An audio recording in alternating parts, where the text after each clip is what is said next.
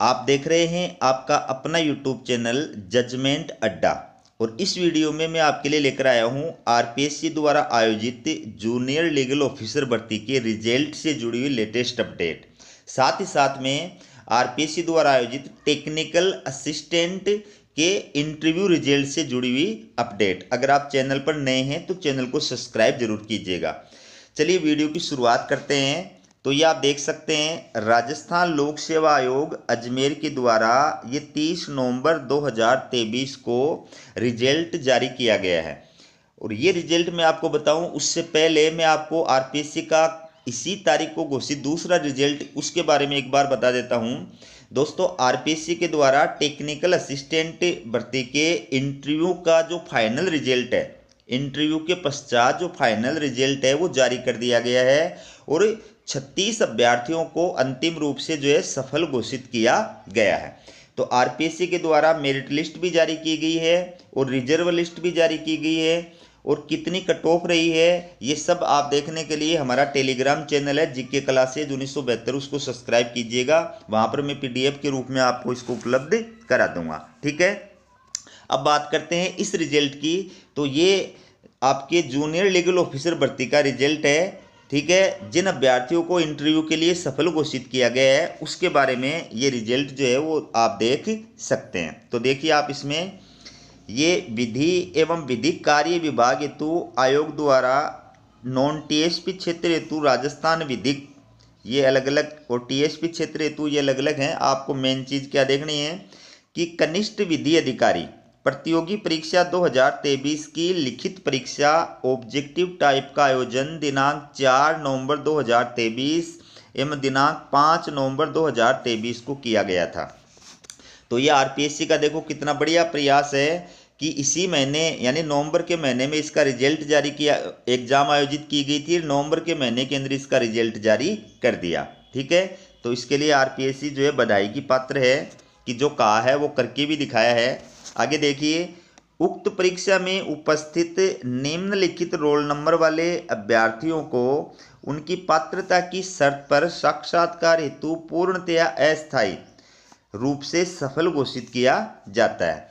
तो ये वो अभ्यर्थी हैं जिनको इंटरव्यू के लिए सफल घोषित किया गया है। ठीक है, फाइनली रिजल्ट नहीं है, सिर्फ इंटरव्यू के लिए सफल घोषित अभ्यर्थियों का ये रिजल्ट है। तो इसमें आप देख सकते हैं ये टीएसपी क्षेत्र के अभ्यर्थी हैं। टोटल 7 अभ्यर्थी जो हैं टीएसपी क्षेत्र से और इस भर्ती परीक्षा के अंदर इंटरव्यू के लिए योग्य घोषित किए गए हैं। इसके पश्चात ये आप देख सकते हैं नॉन टीएसपी एरिया यानी सामान्य क्षेत्र। ठीक है, तो सामान्य क्षेत्र के अंदर ये जो अभ्यर्थी हैं जिनके रोल नंबर आपके सामने अंकित हैं, इन अभ्यर्थियों को इंटरव्यू के लिए सफल घोषित किया गया है। ठीक है, ये देख सकते हैं आप, ये आपके सामने उत्तीर्ण अभ्यर्थियों के रोल नंबर हैं। ये आप आराम से देख लीजिए, मैं स्क्रीन को रोक के चला रहा हूँ ताकि आपको रोल नंबर देखने में किसी प्रकार की कोई असुविधा नहीं हो। ये टोटल जो अभ्यर्थी हैं नॉन टीएसपी एरिया के ये हैं 412 अभ्यर्थियों को उत्तीर्ण घोषित किया गया है। तो आप सभी अभ्यर्थियों को मेरी तरफ से बहुत बहुत बधाई और आपके उज्जवल भविष्य की शुभकामनाएं। जैसा परफॉर्मेंस आपने एग्जाम रिजल्ट के अंदर किया है वैसा ही परफॉर्मेंस आप इंटरव्यू के अंदर भी करें और फाइनली आपका सिलेक्शन हो, ऐसी मेरी कामना है। और जिन अभ्यर्थियों का सिलेक्शन नहीं हुआ है उनको निराश होने की आवश्यकता नहीं है। आप मेहनत करें, ईश्वर आपकी मेहनत का फल आपको देर सवेर निश्चित रूप से देगा, क्योंकि ईश्वर के घर देर है लेकिन अंधेर नहीं है। ठीक है, आगे चलिए देखिए, उपरोक्तानुसार साक्षात्कार हेतु अस्थायी रूप से सफल घोषित किए गए अभ्यर्थियों की पात्रता संबंधी जांच अभी नहीं की गई है। साक्षात्कार हेतु उपरोक्तानुसार सफल घोषित अभ्यर्थियों को विस्तृत आवेदन पत्र, दस्तावेज सत्यापन एवं आगामी प्रक्रिया के संबंध में यथासंभव अवगत करा दिया जाएगा। तो इनका इंटरव्यू का शेड्यूल आरपीएससी कब जारी करेगी?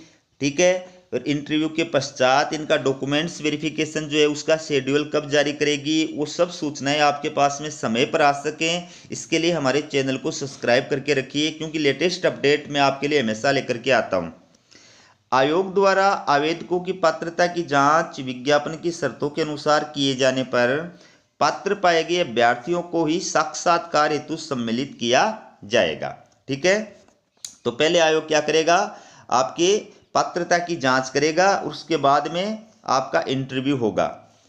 इसके बाद में देखिए कट ऑफ मार्क्स, ये आप देख सकते हैं टीएसपी एरिया के अभ्यर्थियों की कट ऑफ मार्क्स है, ठीक है। तो इसमें ये जनरल यूआर यानी अनारक्षित कैटेगरी की यानी सामान्य अभ्यर्थी की कट ऑफ मार्क्स 154.91 रही है। एसटी की कट ऑफ मार्क्स जो है ये आप देख सकते हैं सामान्य की 114.36 रही है। इसके बाद में बात करते हैं cut off marks non TSP area की, ये आप देख सकते हैं cut off marks non TSP area, ये नॉन टीएसपी एरिया की कट ऑफ मार्क्स है।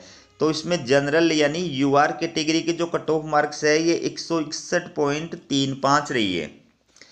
ईडब्ल्यूएस कैटेगरी की जो कट ऑफ मार्क्स है ये सामान्य की रही है 161.35, ठीक है। तो जनरल की भी वही कट ऑफ मार्क्स है और ईडब्ल्यूएस कैटेगरी की भी वही कट ऑफ मार्क्स है, दोनों की सेम है।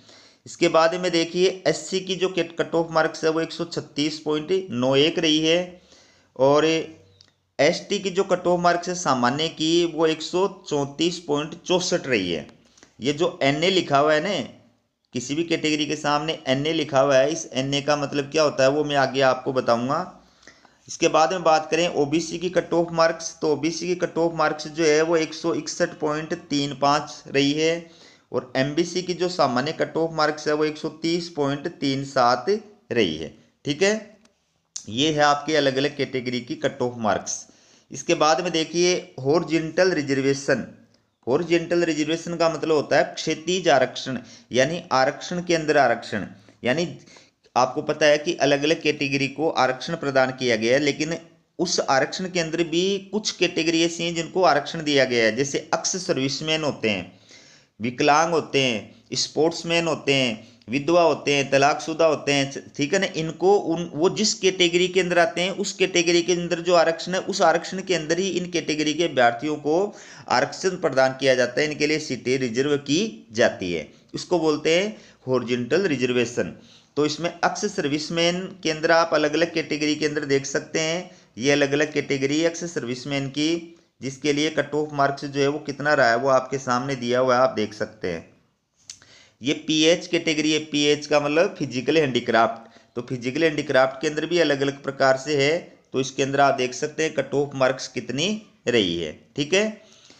इसके बाद में देखिए नोट, एनए से तात्पर्य है candidates not available due to minimum qualifying marks as per service rule से है, यानी जिन कैटेगरी के सामने एनए लिखा हुआ है उसका मतलब ये है कि उस कैटेगरी के अंदर मिनिमम क्वालिफाइंग मार्क्स जो चाहिए पास होने के लिए, कम से कम जो अंक चाहिए वो अंक वाले अभ्यर्थी उपलब्ध नहीं हुए, उस वजह से वहां पर लिखा है एनए, ठीक है।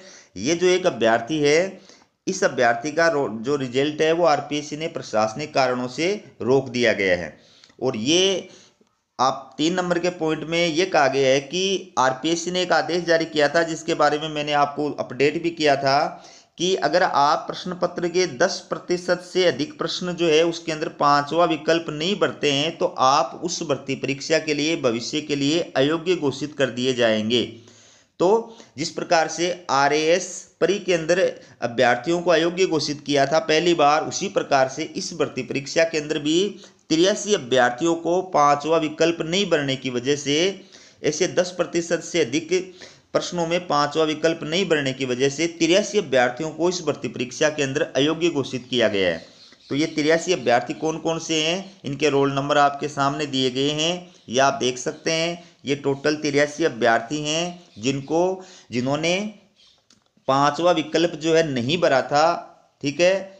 10% से अधिक जो है 5वां विकल्प नहीं भरा था, उस वजह से इन अभ्यर्थियों को इस भर्ती के लिए भविष्य के लिए अयोग्य घोषित कर दिया गया है, ठीक है। तो ये थी आपके लिए जूनियर लीगल ऑफिसर भर्ती से जुड़ी हुई लेटेस्ट अपडेट। इसी प्रकार की अपडेट पाने के लिए चैनल को सब्सक्राइब जरूर कीजिएगा। हमारा वीडियो देखने के लिए आप सभी का बहुत बहुत धन्यवाद।